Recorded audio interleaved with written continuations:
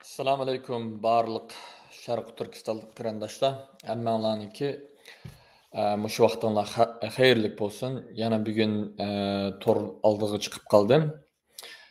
Bugungi so'zlashimning sababi temamizdek Xitoyninki Xitoy istixborot urushiga va diasporadagi, ya'ni Uyg'ur va boshqa Sharq Turkistonliklarni bostirishga qarshi uchurlar.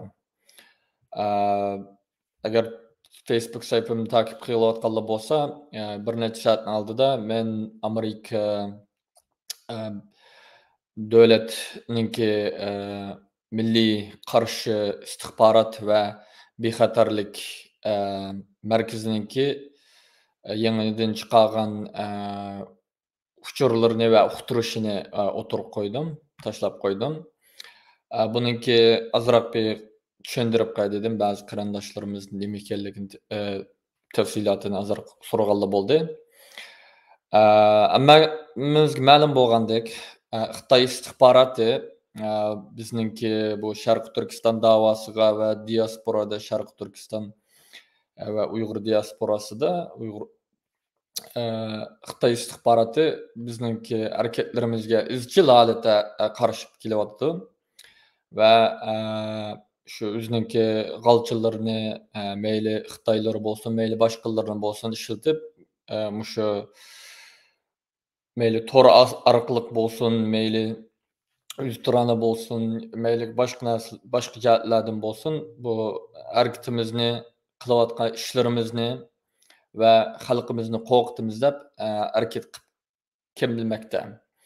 Bununkini shaxsan men hammanglarga ma'lum bo'lgandek, men buni necha qatim beshimdan kechirdim. Masalan, saxta shikoyat qilib usuldik beqishi, Turkiyadan boshqa eldan o'zininki shu kompartiyaga ishlaydigan Xitoylik sodiq Uyg'ur tilliq naslni u yerdan akilib töhmet qildirishi, tillashi, yoshirin torul hisoblarni chevilib, torulda tillab, mustaqillik desang bo'lmaydi, andaq desang bo'lmaydi, bundaq qilsang bo'lmaydi deb shunda ishini qilib bizni qo'rqitishga, to'xtatishga harakat qilib keldi. Albatta bu davomlashadi. Afsus, ta davlatimizning mustaqilligigacha bu urush davomlashadi. Hamda asta-asta Amerika hukumati bu Xitoyninki bunday qiliqlarini asta-asta tunib yetyapti va shuning qarta bizningki xalqimizga bir Uyg'urcha tilda nima uchur o'tirib qo'ydi, ya'ni doklad desak bo'lmaydi, bu uqtirish deyli. Agar sizlarga shunday tahdid qilayotganlar bo'lsa, masalan, sizlarni uning yeniga berib, buning yeniga berib uchur egillashni yoki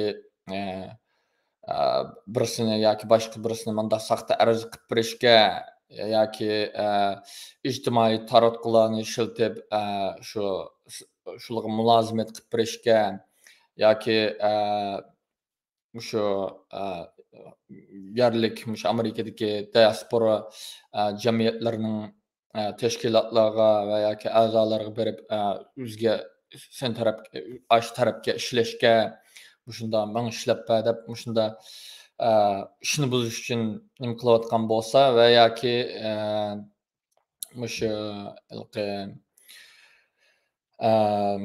to'g'ri orqali yolg'on uchur taqitib suiqasd qilman deydigan ishlar bo'lsa, shunda ishlarga sizlarni dahil qilmoqchi bo'lsam, shunda qilinglar, biz bilan ishlanglar deb.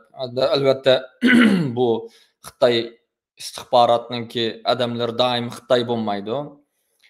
Aramızda, ya'ni Sharq Turkistonliklarning orasidami shu Xitoyga g'alchilik qilayotgan nurg'un munofiq xoinlar bor. Buni hammamiz bilamiz. Ammo kimning qandoqligini ko'pinchimiz texicha bilmayapmiz. Agar yana bu doklad da'vat qilin, agar shunda yolg'on uchurlarni taqitish, birisini sezitish orqali shu yolg'on uchurlarni taqitish yoki manda sen mening faoliyatga qatnashma, ani qilma anda deme, mustaqillik deme, yoki aqchi ko'kchi deme deydiganlar bo'lsa, buni shu Amerika hukumatining nimasi deydi, shu istixborotga, ya'ni FBI'ga aloqa qilib, shu ulanishni yo'llab qo'ydim, aloqa qilib, palonchi shunda qil davatidu deb bizga bildiringlar darhol. Chunki bu Xitoy istixborotininki urushi hozir Xitoy istixboroti shu ishimizning manmasligi uchun, diasporamizni kontrol qilish uchun har turlik nimani qiladi. Agar so'z erkinligini bug'aymi deyotgan bo'lsa, masalan, mustaqilchilarni mustaqilchi desang bo'lmaydi yoki aqchi ko'kchi deydigan ishlar bo'lsa, unda kishilarni arz qilishinglar kerak, aziz qarindoshlar. Nima deyapti? Agar paroqandchilik qilish, payloqchilik qilish yoki haqoratlab yoki o'ltirma deb tehdid qilganlar bo'lsa, sizlarni ma ishni qilmasang, a ishni qilmasang deb, unimi shu Amerika istixborotga arz qilishinglar kerak.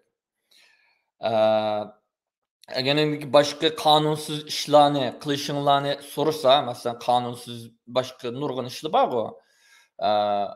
Qonunsiz ishlarni qilib, mani qilib, ani qilib deb mayli sizlarni aldab, mani qilib bersang pul beraman yoki sovg'at beraman yoki ishingni hal qilib beraman deb shunda qilgan bo'lsa, bularni shikoyat qilishinglar kerak. Tafsilotini ulanishdagi nimadan o'qib olsanglar bo'ladi, aziz qarindoshlar. Va Amerikadan sirtidagi qarindoshlar, bu faqat Amerika ichida bo'lgan masala bo'lgandan keyin, yolg'izlam Amerika ichida bo'lmayotgandan keyin, ammo ma'u FBI'ga doklad qilish shu Amerikadagi bo'layotgan bo'lsa, ish bo'lgandan keyin, agar u sizni mandaq qil, andaq qil deyotgan kishi Amerikada bo'layotgan bo'lsa, yana shu FBI'ga, ya'ni Amerikaningki yerlik istixborotiga ma'lum qilsangiz bo'ladi. Mandaq qil, andaq qil deyotdi deb. Yoki tehdid qilyotdi yoki qo'rqityotdi yoki nima qilayotgan bo'lsa. Yana birisi, agar Amerikada sirtdagi bir davlatda o'xshash shunday bir ishlar bo'layotsa, Uyg'ur kiyimlik yoki Uyg'urcha tillik xoin munofiqlar Xitoyning josuslari shunda sizlarni tehdid qilib, uni qil, buni qil deb yoki sovg'at berish orqali yoki boshqa narsa qilish orqali bu da'vosimizga umumiy xalqimizningki, chet eldagi diasporamizdagi xalqimizning bexatarligi, ishlarimizninki o'ngay menishiga to'sqinlik qilayotganlar bo'lsa, shu o'zingizninki turayotgan davlatiningki istixborotiga ma'lum qilishinglar kerak. Qo'shimcha FBI'ga ma'lum qilib qo'ysanglar bo'ladi, ammo shu o'zingizninki davlatingizdagi istixborotiga ma'lum qilishinglar kerak, aziz qarindoshlar.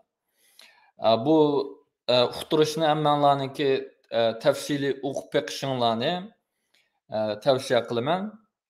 Va ishonamanki, ko'pinchimiz bunda tehdidlarga, bunda suiqasdlarga, bunda Xitoyning yaloqchi josuslarininki takliflari ko'pinchimizga sunildi, tehdidlari ko'pinchimizga berildi. Burun qanday qilishinglarni bilmaganligiga hozir hamda mana Amerika hukumati ochiq shu dokladida ma o'ringa desang, ma nimga telefon qilsang yoki ma ilxit adresiga ilxit yazsang yoki sening yaningdagi eng yaqin istixborot FBI'ninki ishxonasiga berib ma'lum qilsang bo'ladi, ma'lum qilinglar deyotdi ya'ni. Chunki bizningki bu davosimizningki bu xalqimizningki bu qadar parchalanib ketishi, bu qadar nima qilib ketishi, ishimizningki aqmasligi, bu qadar tehdid qilinishimiz albatta Xitoy istixborotininki o'ynayotgan o'yini. Buni ko'pinchimiz istixborot savodini bilmaganligimiz uchun bundan bilamay shu palonchi axun Pukunchi xonim qilayotgan ish o'xshaydi. O'zining shaxsiyatidan, shaxsiy nimasidan menga besim salayotgan o'xshaydi deb o'ylab qolamiz. Amaliyotda aqsda Xitoyning qo'li bor buningda. Shuning uchun buningga hammamizninki majburiyatimiz bor. Bu Xitoy istixborotininki diasporamizdagi epirayotgan qonunsiz istixborot harakatlariga, tehdidlariga, fikr erkinligimizni to'sash, parakandichilikchilik, haqoratlash va o'ltirish tehditlariga qarshi turish hammamizning majburiyati. Bu munofiqlarniki, bu josuslarniki, bu xainlarning tutilishini talab qiladigan bo'lsanglar, arzu qiladigan bo'lsanglar, buni shikoyat qilishinglar kerak. Agar mushunda ishlar beshinglar kelgan bo'lsa. Rahmat, mushunchalik dey, qolganini shu tafsilotini shu dokladdan uqtirishni o'qib, qolganini o'zinglar qaror bersanglar bo'ladi. Rahmat.